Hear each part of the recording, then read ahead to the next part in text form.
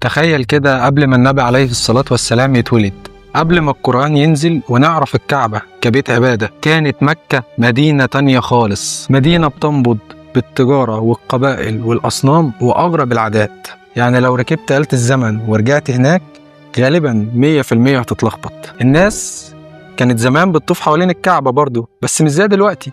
ده في جمال ماشية وستات بتتباع ورجالة بيكتبوا شعر يمشي الناس للحرب. النهاردة احنا هنفتح ملف مهم جدا، مكة قبل الإسلام، من غير تجميل ومن غير تزييف وبلسانك ولساني.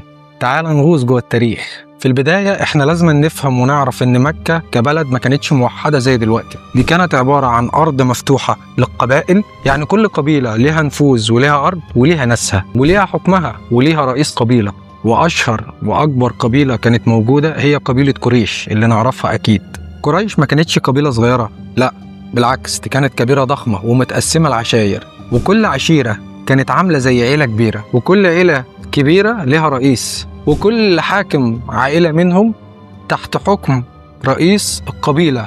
زي مثلا بني هاشم عيلة النبي محمد عليه الصلاة والسلام، وبني أمية عيلة أبو سفيان، وبني عبد الدر وبني مخزوم، كلهم عائلة واحدة، بس كلهم تحت سقف قبيلة قريش وعيلة واحدة، وغيرهم كتير. وكان في سيد لكل عشيرة، بس مش الملك بمعنى الحاكم المطلق.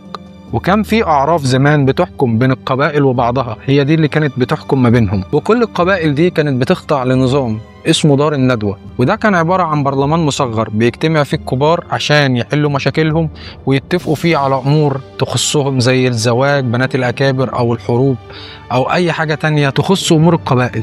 الكعبة كانت موجودة من زمان، من أيام سيدنا إبراهيم وسيدنا إسماعيل، لكن مع الوقت دخل الشرك في الجزيرة. العرب جابوا أصنام، وكل قبيلة حطت ليها صنم جنب الكعبة، لحد لما وصل عدد الأصنام 360 صنم. أشهرهم هبل، وكان أكبر صنم وكان موجود جوه الكعبة.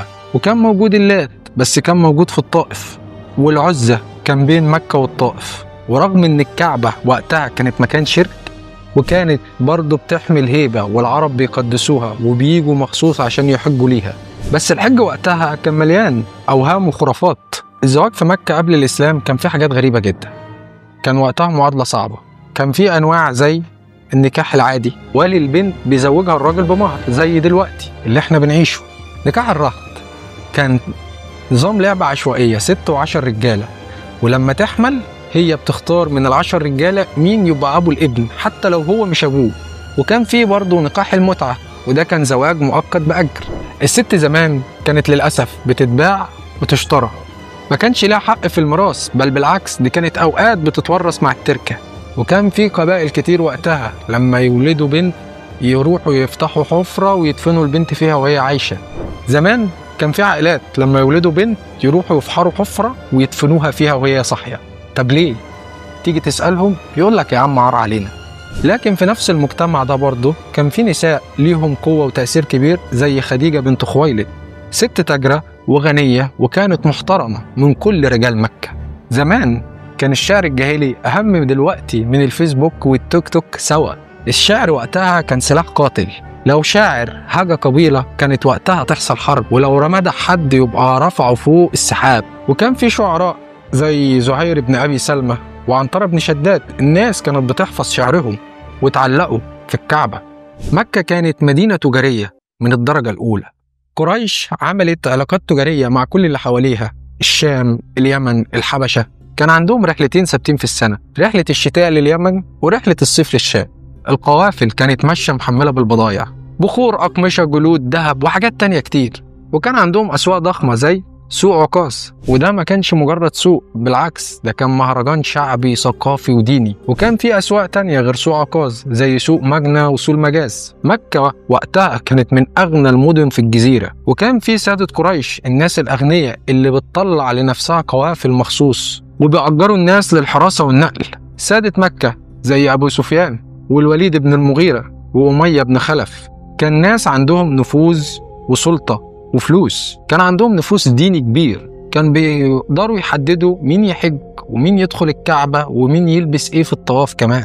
وعشان كده لما الإسلام جه دول كانوا من أكتر الناس اللي حاربوه. ليه بقى؟ لأنه كان بيمس مصالحهم وبيهد النظام اللي بقاله قرون، نظام بيخلي الغني دايما فوق والضعيف تحت. اللي احنا لازم نفهمه ان مكة قبل الاسلام كان مجتمع غني بس مضطرب، في اخلاق، في ظلم، في شعر، وفي جهل، في ناس محترمين وفي ناس برضه مجانين. وعشان كده لما الاسلام نزل ما كانش بس مجرد دين جديد نزل، ده كان ثورة بتحصل على كل حاجة حوالين الكعبة. لو حسيت انك اتنقلت زمان وشفت بعينك حياة مكة قبل الاسلام، دوس لايك وسبسكرايب وقول لي تحب الفيديو الجاي نحكي عن ايه.